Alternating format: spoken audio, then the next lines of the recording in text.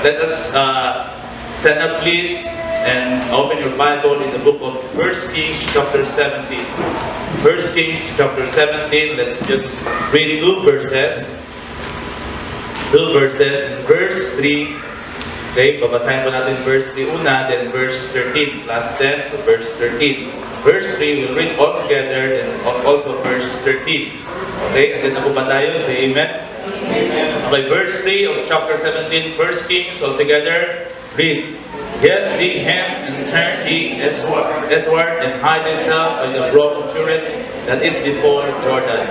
Verse 13, all together. And Elijah said unto her, Fear not, go and do as thou hast said, but make me thereof a little cake first, and bring it unto me, and after make for thee and for thy son. Amen. Okay, ang ating title po sa hapon na ito is Trusting the Providence of God. Wow! Now, every one of us possesses trust. It is the object of our trust that makes the difference. Lahat naman po ng tao ay merong pagtitiwala, pananampalataya. If you would ask people out there, sasabihin nyo, kayo po ba ay naniniwala may Diyos? Yes, meron silang Diyos. But it is how they view God that makes the difference. Okay? It is how we know kung sino yung tunay na Diyos that makes a difference. We know God because we have faith in Him. And that faith develops or started the moment we hear the gospel. Okay? That's true.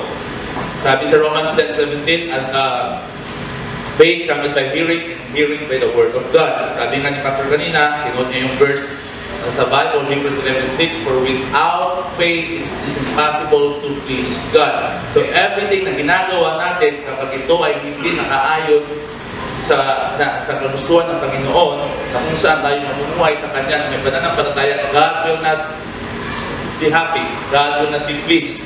So everything na ginagawa natin is about faith. Alam mo, hindi po madali na iwanan ang iyong bansa, iwanan yung iyong bahay, iwanan yung home church nyo, iwanan mo ang iyong buhay dito sa Pilipinas at ikay hahayo sa ibang lugar kung saan hindi ko alam kung ano mangyayari. But by faith, God give you that confidence. But by faith, sabi nga sa Hebrews 11:1, faith is the substance of things hoped for, the evidence of things not seen. You have that conviction that God will, direct you. Noong 2015, that was my first time I reached the land of the Iron Gate or Vietnam. Tinawag ko yung Iron Gate kasi pagka nakapasok ka po ng Vietnam, kahit saan ka na lang makakapunta. You can go to Cambodia, Laos, Thailand, Myanmar pagka nasa Vietnam ka po by land. Okay, unlike sa atin sa Pilipinas, lang talaga, hirap ka bang makapunta ng Visayas o Mindanao kasi yun nga, nakapalibutan tayo ng dagat. But before that, I shared to my pastor natin, Pastor, I'm considering actually tatlong lugar yung kinoconsider ko, Vietnam, Cambodia, Burma, or Myanmar. Then, I told them that, I said, okay, sige, we'll pray for that and just expose yourself to the ministry. I will give you some ministries na kung saan para ikaw yung mahasa. So, nung si missionary Moises Iscaro ay pumunta ng Africa, yung lahat ng ministries niya binigay sa akin ni Pastor. Okay, yung sa Sunday School Ministries, yung mga missionaries. That way, I can be exposed, especially sa mga pastors, missionaries, and in that way, ako din ay na-train. And sabi ko, Lord, kung ikaw man ay nag-impress sa akin na I will be in the foreign land, Lord, show to me kung saan lugar. In 2013, alam niyo po ba na yung missionary na nag-encourage sa akin na mag-aral dito sa Bethany is the same missionary who encouraged me to pray for Vietnam. And the same missionary na kung saan doon naligtas sa ministry niya yung aking asawa. Sabi ko, makakaliit ng mundo. Pero sabi ko nga, it's God's providence. It's God's providence. It's God who orchestrates everything para sa buhay ko. So that's why sabi ko, Lord, if it's not because of you, I will not leave this country and go there. Sabi nga na ang Vietnam is a closed country because the government It's not allowing to any, especially religious things na gagawin mo doon. Kasi ikaw ay ikukulong nila, or ikaw ay ibinabandon, or ikaw ay they will hinder you in doing that. But sabi ko, when I go there, Lord, napakahirap nun. One morning when I had my devotion, God, sabi ko, Lord, show to me kung talagang doon ako dadalhin. And one devotion, in Luke 1:37, God gave me a verse. Sabi doon, for with God, nothing is impossible. So I surrendered to the Lord, I cried to the Lord, and little did I know, diba? Later in my life, God gave me a Vietnamese wife. Sabi ko, Lord, talagang ikaw ay tapat. That's why, kung I understand na meron kayong pangangailangan dito. And have you tried or have you experienced now where you cry to the Lord and ask the Lord, Lord, I am your child. We are your children. And sabi niyo nga, Lord, your name should not be blasphemed to the heathen. Show to us, Lord, that you are true and faithful. Yes. Sabi nga sa Bible, nalakay written, bring ye all the tithes to the storehouse. I will not open the windows of heaven and pour out with the blessing. Diba? And challenge me to read. Diba? Sabi pa nga ng Panginoon, I will not open the windows of heaven. Lord, we are, by your grace, trying our best to be faithful to you. We are reaching the lost world. We are gathering here. And as much as possible, we are, by your grace, we try our best to worship you. But one thing na dapat natin consider, at kikita natin dito sa buhay ni Elijah. Simple lang po yung mensahe natin sa hapon na to. It's about trusting God. Amen. Trusting God is the same as obeying Him. Amen. Obeying Him. As someone once said, a faith that cannot be tested cannot be trusted.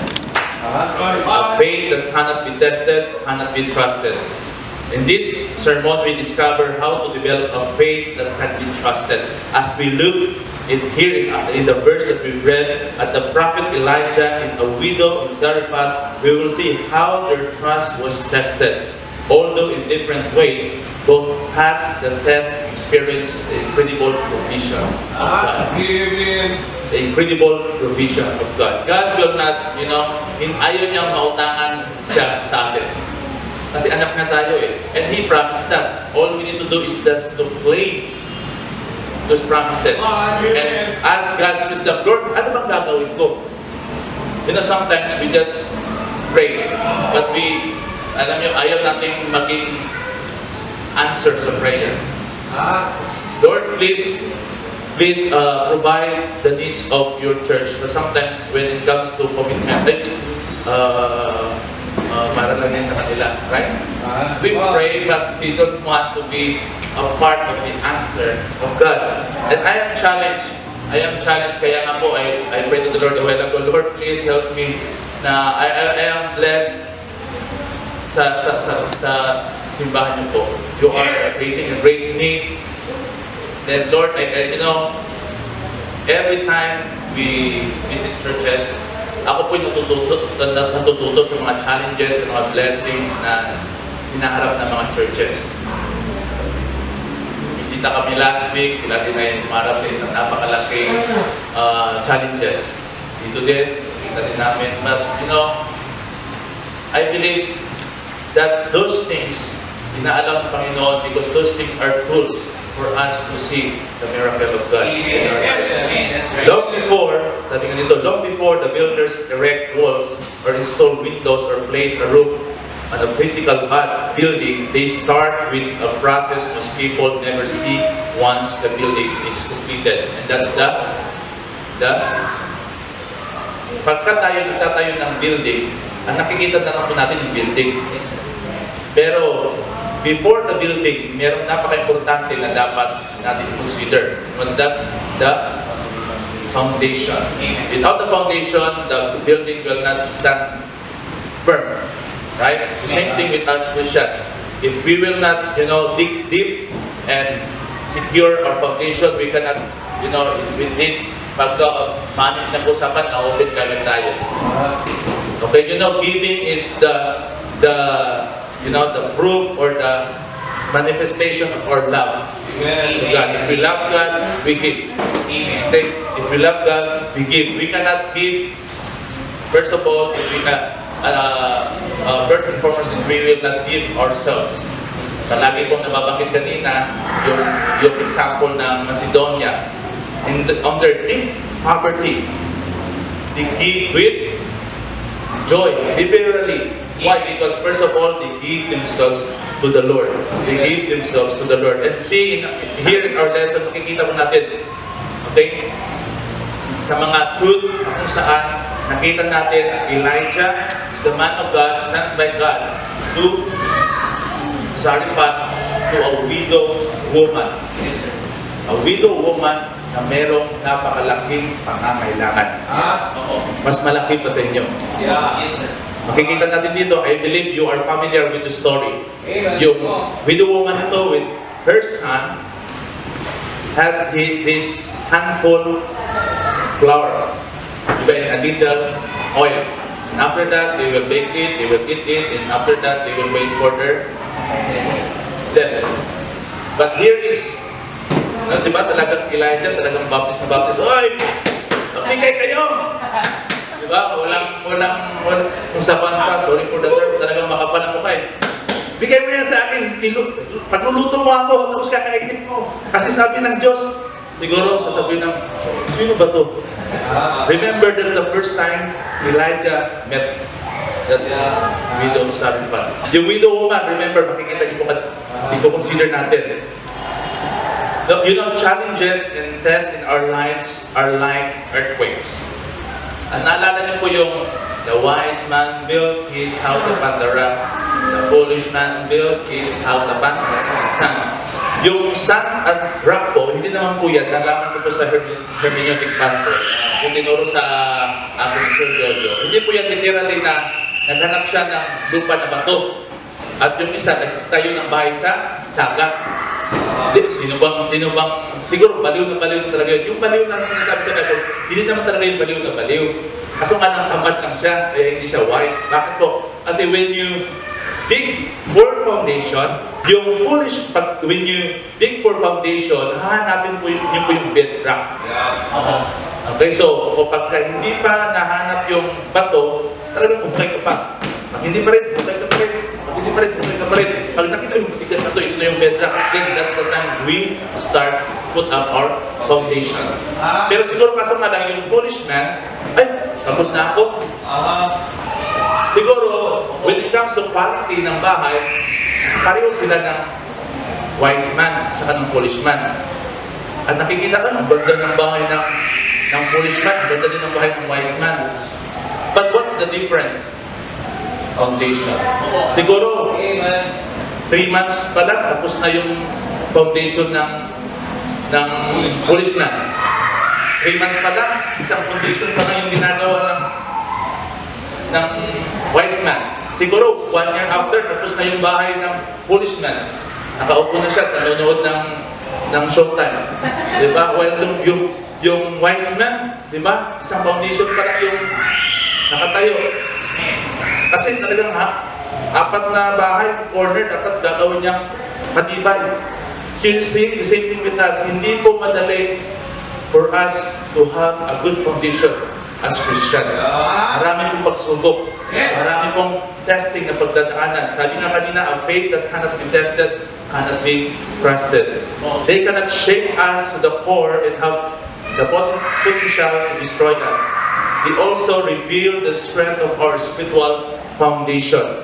It is at these times when we can see where we have placed our trust. Remember, our rock is no other than the Lord Jesus Christ. Amen. Our rock is no other than the Lord Jesus Christ. In 1 Kings 17 gives us an example of 2 people, a prophet and a widow, who both trusted God during one of the most difficult times in their lives. We will learn from them who we can build trust in our lives.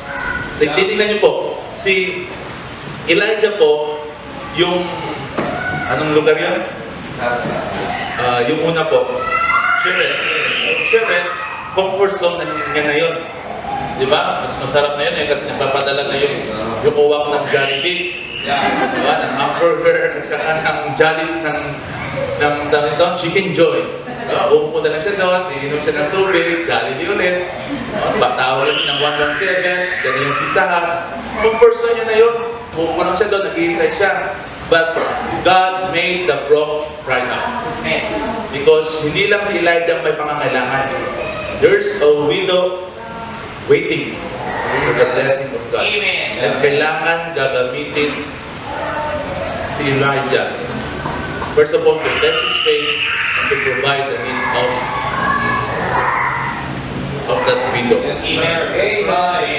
Amen. Elijah's proclamation of the coming drought was not just a crazy prophet trying to scare Ahab. At tingnan niyo po, si Ahab po, during this time, was the king, the most wicked king of Israel, into submission to God. He was proclaiming the truth of God's word. Alam niyo, napakatapang nito si Elijah. You, Ahab, ikaw yung nakukulo dito sa Israel eh. Di ba, sinabi ni Ahab, ikaw ang nakukulo. No, hindi ako, ikaw ang nakukulo. As always, God's word came to pass. God sent a drought to the land. Tag-init po nun, walang pagkain. As we can imagine, this became a season of incredible testing in Elijah's life. It was also a time of testing for a widow and her son who are introduced to us in this passage. During this time of extreme difficulty, their lives were shaken. Parang common po, parang papareho po sa ngayon, di ba? Di ba? At alam niyo po, ako po yung kumuha ng LEM, Licensure Examination Test. For 2 years po akong graduate. After 2 years pa akong kumuha ng exam. Sabi ko, parang nangihinayang ako kasi 2 years ako, nakalimutan ko na yung mga aking pinag-aralan. But I believe, Lord, ito yung leading ko sa akin kasi ito yung pangangailangan sa Vietnam. Kailangan ng mga teachers doon. So I need to have a papers. I need to have papers. At least mapakita ko na I'm a teacher there. I need to show to them that I am a licensed teacher. So ang nangyari po, just have 2 months review after that will be the test. I challenge the Lord. I trust Him. Lord, please give me wisdom. Yes. Give me wisdom. You know, the same thing here. There is an extreme difficulty. Their lives were shaken and their faith was tested. And I told the Lord, ikaw bahala. Ikaw nagdala sa akin ito. It's not presumptuous. I'm not doing presumptuous faith, Lord. You open an opportunity for me to take this, then Lord, give me wisdom. So hindi naman yan, i-desire mo na ganito, then upo ka na lang, then wala ka nang gagawin, may pananampalataya ka sa Panginoon, sayang man. Diba? So what happened? I really tried my best. I review, diba, 12 ng gabi. Then, see, God honored my faith. Amen. By His grace, then God, passed me in the lecture exam. So the same thing here. God honored the faith of this prophet Elijah. And God, ano yung secret? Just obedience. The same thing po kanina kay Abraham. Abraham just obeyed. Now the same thing with us po. There is a challenge. There is a concern that needs to be addressed. Then, ano pong response natin? Obedience. Obedience. The first thing that we can see here is the trust of Elijah. 3 points na po. The trust of Elijah, the test of widow, and the triumph of faith. Okay? First is the trust of Elijah, the test of widow, the triumph of faith. Because Elijah preached the word of the Lord to Ahab, he became the special target of Ahab and Jezebel's anger. It's likely that the people of the land were angry with him as well. Okay? no more than ever, Elijah had to trust God for everything. His obedience was proof of his trust in God. Amen. His obedience was proof of his love to God. You know why Elijah had that faith? Why he needs to obey God? Because he proved God. First of all, Amen. doon pa lang sa group of Cherith, God provided everything. Kaya sabi dito, go to Cherith. And he obeyed because Elijah trusted God's direction. He saw God's provision. Sabi ko mga kanina sa church na preach ako, when God calls, He enables. Where God guides, He provides. Kaya kayo po ay tinatawag ng Panginoon. It's not only applicable sa mga Christian workers, sa mga full-time workers, sa mga pastor. Actually, it's applicable to all. Amen. Kasi sabi nga, the call is to all. It's not only for the pastors, it's also to you. Amen. God calls us to be in this endeavor. Then everyone of us should obey, should respond. Where God guides, He always provides. This account of God using ravens to sustain Elijah is miraculous. But Elijah would not have trusted God's direction. He would have missed out on seeing His provision. Alam niyo po, wala po sa 1%, wala po sa plano ko, kung ako'y bata pa na kung ano man yung nangyayari sa buhay ko ngayon. Wala ng 1%. I don't want to be a pastor, I don't want to be a missionary, I don't want to be in the church. But one point in my life, alam ko ba, talaga ang Panginoon ay kakaiba. Yeah. Diba? Sabi nga, His ways is different from our ways. His thoughts is different from our thoughts. And you know, one thing that I really thank God for, when God called me into the ministry, He never missed even 1% providing my needs. Providing my needs. Alam niyo po sa aming mga kapatid, ako po yung una nakapuntang ibang bansa. Hindi po kami ganun ka mapera. At ako po yung unang anak ng aking nanay tatay na nagdala sa kanila sa ibang bansa sa kasal ko. Kaya people just trust the Lord. But first of all, you need to obey. You need to give. You need to have. Sabi nga kanina, kailangan yung may sacrifice. Kailangan meron muna kayong ibigay sa Panginoon. Okay, sabi nga kanina ni Pastor, hindi magpo-provide na kayo. There will be no Jehovah Jireh kung hindi niyo po makikita yung unang mga passages. Abraham first obeyed God in sacrifice, the most precious treasure of Abraham is Isaac. Remember, imagine 25 years of waiting. 25 years of waiting. And what in the world that you are in that age already, 100, your wife is 90. Kaya it is an encouragement sa aking sawa eh.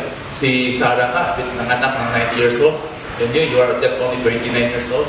Still God will give us a son. But the problem there, if God will speak to me, and God will, Jofra, please go to Morea and offer your son. Oh, yung hirap naman. Okay, hindi na po yung mangyayari kay Abraham na po yun. But if that would be the case, then I ask God for faith. Okay, sabi po sa Psalm 18:30, as for God, His way is perfect, the word of the Lord is right, He is a buckler to all that trust in Him. Our growth in the Lord is based on faith. Okay, sabi nga po sa Romans 1:17, the just shall live by faith. Trusting God is a lifelong privilege. Trusting God is a lifelong privilege. Growing in our Christian walk will require our constant surrender to follow God's direction. It's not only one time. Okay? Surrendering to God is a lifelong, it's a constant surrender to follow God's direction. And the moment we reject it, we will begin to digress in our Christian walk. There is nothing more important than each of us staying in the center of God's will. Kapag nasa gitna po tayo ng kalooban ng Panginoon, lahat po. Okay? Ako po ay natutuwa sa Panginoon. Alam niyo po ba, natural po sa mga babae. Pasensya po, ako po, lalaki po nagsasalita dito. Mahirap naman po preacher babae. Pero patawad po, ako po ay sabihin niyo, ang mga babae po talaga malalahanin. Tama po? Dali mag-worry. You know, when we are preparing for our wedding, ako po ay nandun sa Vietnam, and siya po ay dito. And you know, ayaw ko naman sabihin church worker lang. Okay, but I'm a servant of God, doing my best to serve Him by His will. Diba? Alam niyo po, I told my wife, don't worry for our wedding. God will provide. Just trust God. Just trust God. Just focus on your study there. And I'm trying my best na gawin yung mga kalooban ng Panginoon dito sa Vietnam as I expose myself in Vietnam. At hindi, alam niyo po, not in my wildest dream that I had 2 weddings. There in Vietnam, here in Philippines. Kaya sinabi ko sa kanya, Pastor told her, see? Diba, see? Laura? Diba? Imagine, namumulblame ka sa pera, ngayon, 2 wedding mo. Why? Just because obedience, faith to God. Amen. Trusting God is a lifelong privilege. That means we must keep trusting God even when He directs us to places like children that seem unlikely and insignificant. May mga bagay po na dadalhin tayo sa Panginoon, ng Panginoon sa mga bagay na hindi natin gusto, hindi kaya. Ayaw ko nang pumunta ng, kasi at first nung ako ay, you know, when God spoke to me to go to Vietnam, sabi ko, Lord, bakit Vietnam? Ang hirap, pwede na siguro Cambodia, Lord, kasi sa Cambodia open eh. Sa Vietnam po ang hirap. Parang ano nyo, parang ganito din, sarado nyo lang, tapos close nyo lang. Pagkat worship mo doon, hindi nagpapahalata na simbahan. Sa baba po may mga schools. Alam po yan, nakapunta po sila doon. School po ang front, para hindi halata. Church. Sabi ko, ayaw ko mamuhay sa ganong klaseng, ano mo yun, pagsasamba sa Panginoon na bounded ka, close ka. But you know, I realized, you know, because it is God's calling for me. It is God's direction for me. All I need to do is like Elijah, obey Him. Because there are so many widows there that needs God will vision. We can see her also as Elijah go to Zarephath. Arise, verse 9 in 1 Kings 17, arise, get thee to Zarephath, which belongeth to Sidon, and dwell there. Behold, I have commanded a widow woman there to sustain thee. One thing that we can see here, alam niyo po, nakakatuwa, because in every place that God directs us, you know, one thing that we can, you know, assure of, God is always ahead of us. Amen. God is always ahead of us. You know, in your church here, God is always ahead of us. Remember, God is already preparing. God will provide for this. Your family also, diba, kayo din mga young people, remember, huwag niyong unahan ng Panginoon. Huwag niyong unahan ng Panginoon. Dito pa lang tayo, He's already in the future. He's already preparing someone for us. If you were to look at a map of Israel during that time, you would see that going to Zarephath was not a logical choice where to send Elijah. Zarephath was a Mediterranean town, 7 miles south of Sidon. Also the hometown of Jezebel's father. Going to Zarephath was like an American moving into the heart of terrorist city. God's direction would not have made sense to Elijah, yet he obeyed. Parang naalala niyo po si Jonah.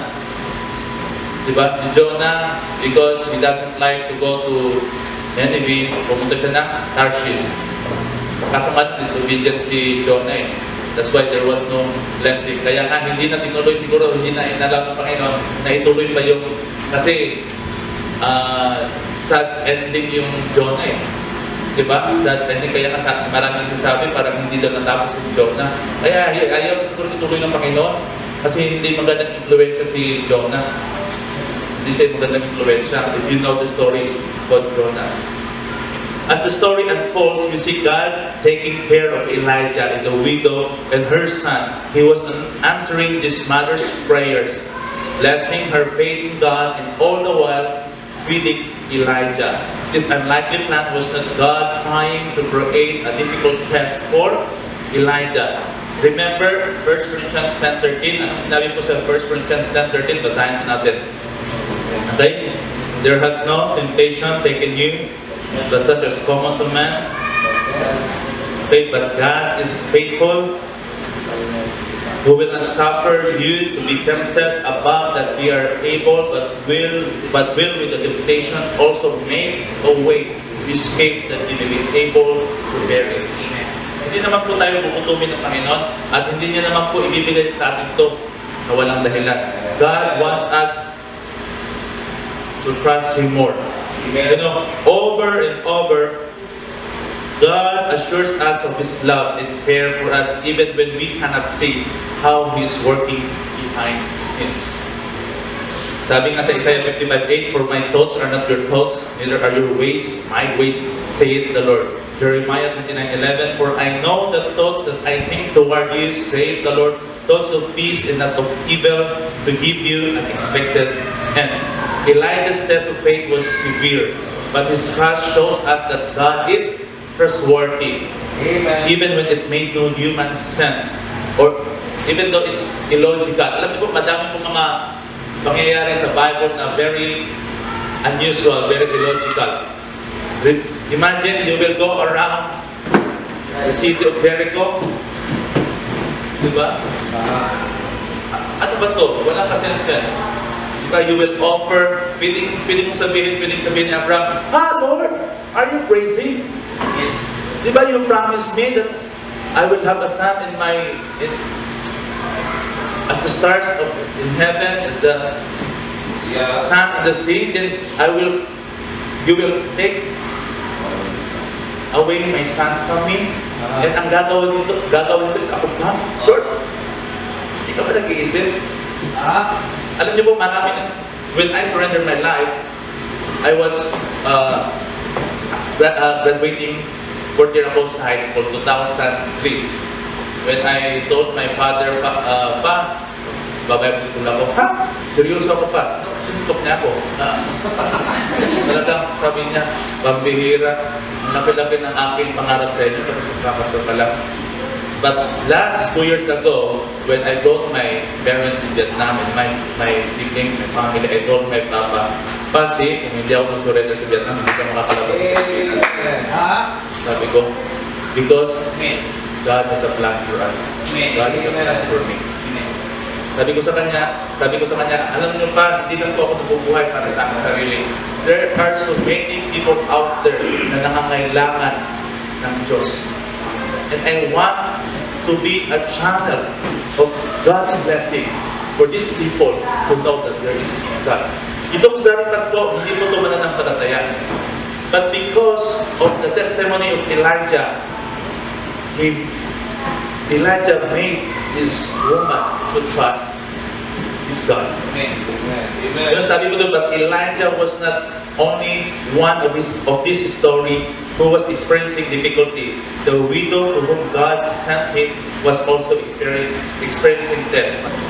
The test of the widow. We can only imagine how difficult the life of a widow with a child to support must have been during a time of growth. Although the Bible does not record her name, God certainly saw and cared for her needs. Nababasa po natin sa verse 10, "So he arose and went to Zarephath, and when he came to the gate of the city, behold, the widow woman was there gathering of sticks." Nandun po, pagpasok po ni Elijah, nakikita niya po yung babae nagkukuha po ng sticks. Okay? Siguro nung tayo po nakita ng ating pastor, siguro busy tayo sa lahat ng ating concerns sa buhay. Diba? But Elijah say, "Hey!" Your pastor say, "Hey!" Matthew 6:33, "Seek ye first the Lord." Sometimes kasi, we are focused only on ourselves. Kaya hindi natin nai-enjoy at hindi natin nakikita ang provision, ang miracle ng Panginoon. And as she was going to fetch it, he called to her and said, "Bring me, I pray thee, a morsel of bread in thine hand." Talaga, parang very familiar, no? Pagka sa mga Baptist, mga demanding talaga ng mga pastor nito. Ayos! Ayos! Hindi naman. We are doing that, they are doing that, the pastor is doing that with love. Why? Because that's for your sake. Remember, Paul said, it is not for, in Philippians, basahin ko natin, Philippians chapter 4. Nasabi ko yun kanina. Philippians chapter 4 verse 16, sabi dito, "For even the Thessalonica is sent once and again to my necessity, not because I desire a gift, but I desire fruit that may abound to your account." Amen. Why? Because the pastor is helping you of your faith, that your faith will be spread out. Just like what? Yung we are building our foundation. We are building our foundation.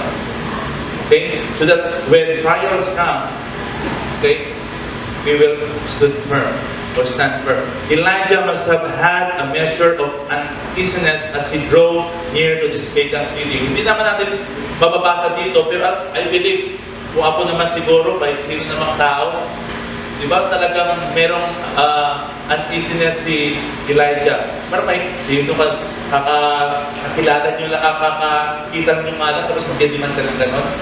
But you know, but God providentially placed the woman right there at the city's gate. Although we don't know a lot of details about her, let's take a look at what we don't know. First, her residence. Okay, as we learn, Zarephath was a pagan city. The people worshipped the false idol Baal.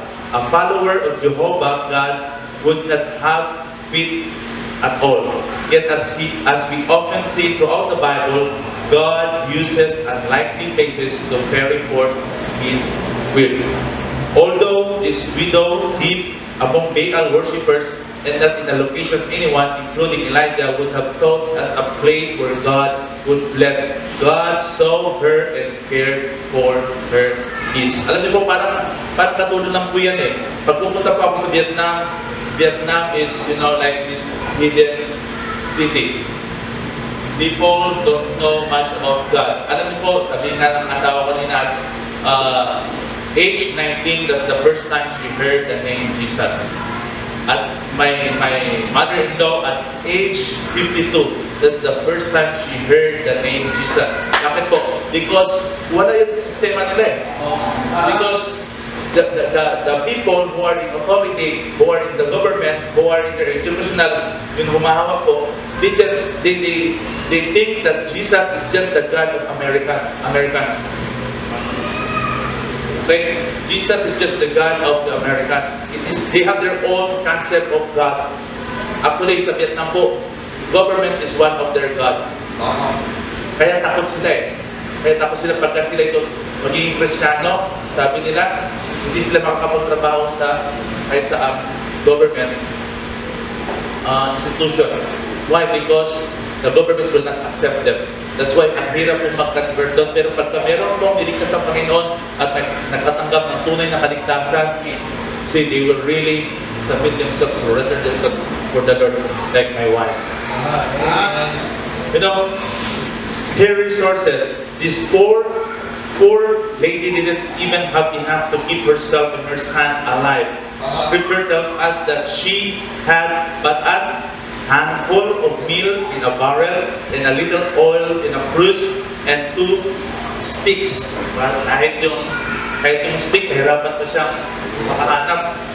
Okay? We may ask, what could God do with such a micro elements? But the question at the hand is never about what we have that God could use. It is how tightly we are holding onto it. Remember the 5 barley loaves and 2 small fishes just need to feed about 5,000 men. It is amazing what God do when we simply give all we have to Him. Naalala niyo po yung first century church? what makes them great, what makes them, do great things for God when they are in one accord. They are in one spirit. They give their all for the Lord. They give their all for the Lord. Sabi ko nga kanina, hindi nyo po yan magagawa at kung una sa lahat, you will not give yourselves to God. Thirdly, her reasoning. Her residence is a pagan city. Her resources, napakaliit lang. Her reasoning. The widow had surely endured much through the drought, but the reasoning was not accurate. Makikita mo natin, her first reasoning was without faith. Perhaps it was weariness of her daily battle to keep herself and her son alive that had distracted her from trusting in the Lord. But even though she could not see what God was going to do, He did have provision ready for her. Amen. Secondly, her reasoning was without vision. Wala na siya, bahala na, mamamatay na kami. Tama. Her current state of poverty had also robbed this widow from seeing life beyond the next meal. Though her reasoning was faulty, it was natural. Normal lang po yun. But that is why trusting God is supernatural. And that is why He tells us to trust Him without leaning on our understanding. Naalala niyo po sa Proverbs 3:5, trust the Lord with all your heart and lean not on your own understanding. Sabi nga palagi ni Pastor Nabling, it's not about figuring out. Yes. It's about having faith in God. Yes. Kasi sometimes we figure it out. Paano kayo pagpunta mo doon sa Vietnam? Ano ba yung saan kaya titira? Alam niyo po, hindi ko po alam kung saan pa kami titira eh. It's not about figuring out. Ilan kayo yung aming gagawin? Ano kayo? No, we don't know yet. Parang, you remember Abraham? Abraham, when he, from the land of Ur, he will go to the promised land. And alam po, hindi po katulad ngayon na, ay, promised land, Kanaan. Okay, sige. Open my laptop and click Google and type Kanaan. Ilang tao doon, anong mga tao doon? Okay, sige. Hindi ko alam. Then, parang kanina lang sa Caloocan, papunta dito, I need Google Maps. Then, di ba? GPS. Di po yung ganon. When Abraham went to Canaan, wala ko siyang ganong gadget. They just follow God. They just follow God. Same thing in our life. Same thing in our life. We just need to obey God. Each of us will experience our human nature pulling us away from trusting God. That's right. Thankfully, when Elijah proposed a better way, this fair lady did not yield to the beckoning of her reason, but rather obeyed her God. For too many of us do not reject our human reasoning when we are at the crossroad decision of trust. So the same thing with your pastor. Your pastor is not proposing you his human, nature reasoning, but our pastor proposing a better way so that we will see God's miracle.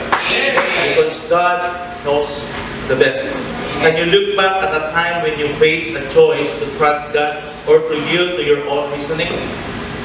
The Bible tells us that while our way may seem right to us, it doesn't lead us to a right end. Again, the Bible tells us that while our way may seem right to us, it doesn't lead us to a right end. Proverbs 14:12 says, there is a way which seemeth right unto a man, but the end thereof are the ways of death. Through the stories of Elijah and the widow, we learn that God tests our faith. Now let's go to number 3, the triumph of our faith. Not only that the need of Elijah was provided, that only that the widow was fed and provided. You can see in the later part of the story, the son died, but it was revived. It was revived. There will be miracle. Ano lang pong kailangan natin? Obedience. Amen. Obedience. Sabi nga po, tatapos ako dito, sabi nga po sa isang kanta, obedience is the very best way. So there is no other way that is very, very best aside from obedience. Aside from obedience. My question po this afternoon, my challenge is, what is the thing that God wants you to do at this very moment? Meron po bang mga bagay na gusto ipagawa sa atin ng Panginoon? These things may seem so hard to understand. These things may seem so hard to do. But we have faith. We have that love to really trust God. Lord, I know I am your child. I know that you will never leave me nor forsake me. Lord, I could not see kung ano yung nasa hinaharap. But I know that you are ahead of me. And I'm trusting that you will pave the way. Lord, please, I pray that you will provide the needs of our church. Lord, I pray that you will provide the needs of my family. But hanggang doon lang ba tayo sa prayer? Or will you let yourself be the answer of the prayer? Amen. Will you let yourself to be the answer of the prayer? Amen. I hope tayo po'y maging katulad. Alam niyo po, hindi po sinachallenge, hindi po binibigay yan yung challenge sa atin para tayo magpapalain ng Panginoon. Yeah. Kasi sa pagsunod po natin, marami pong pagpapalain. Marami pong widow women sa buhay natin na ipoprovide din. Remember Matthew chapter 5 verse 16? Let your light so shine before men that they may see your good work and glorify your Father. It might be your fellow Christian or it might be the unbelievers. The unbelievers.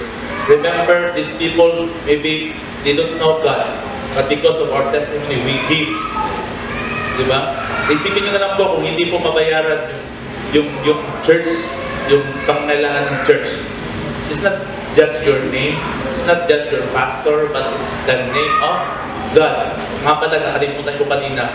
Nung ako po'y nakuha ng let, you know, my only prayer to God, and the thing that really pressure me is not the test. It's not that because I am, you know, kulang ako sa review, kulang ako sa panahon.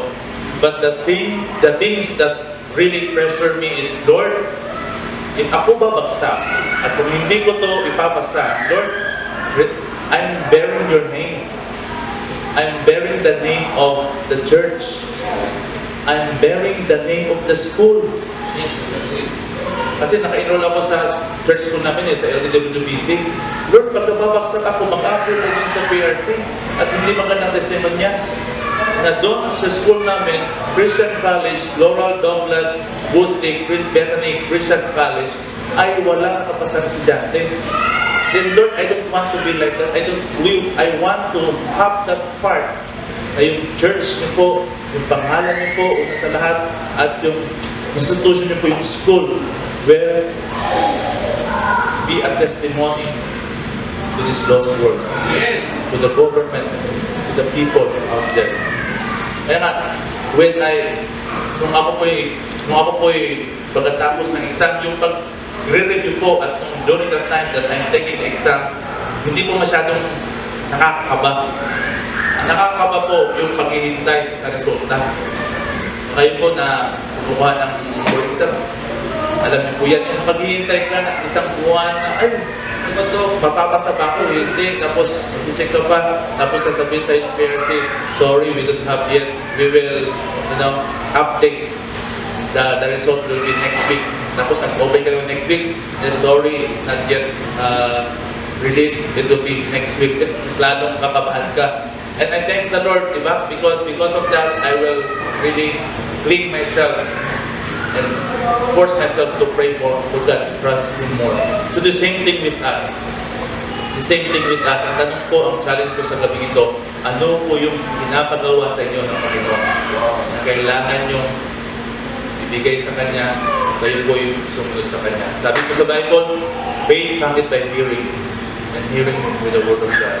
Kung kayo po ay hindi pa po nakakatiyak ng inyong buhay, wala pa po kayong kaligtasan, wala pa po kayong relasyon, at hindi pa niyo po alam na kapag kayo'y namatay, kayo po'y pupunta ng langit, I tell you, God loves you so much that He sent, that He gave His only begotten Son. He died on the cross. Bakit kailangan niya po mamatay dun sa cross? Because the Bible says, the wages of sin is death. Ang bayad po ng kasalanan, hindi po reliyon, hindi po bautismo, hindi po mabuting gawa.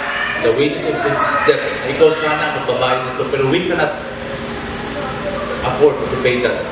It is Jesus who paid in full our debt, our sin. That's why kung tayo po'y tatanggap sa Kanya at ibibigay po natin yung ating pagtitiwala sa Kanya, you can be assured of salvation. You can be assured of salvation. But for us, believers, Christian, the member of this church, I hope that we really commit ourselves to God, that we really pray to God, Lord, please help me to be the answer of our prayer. Let us all stand, please.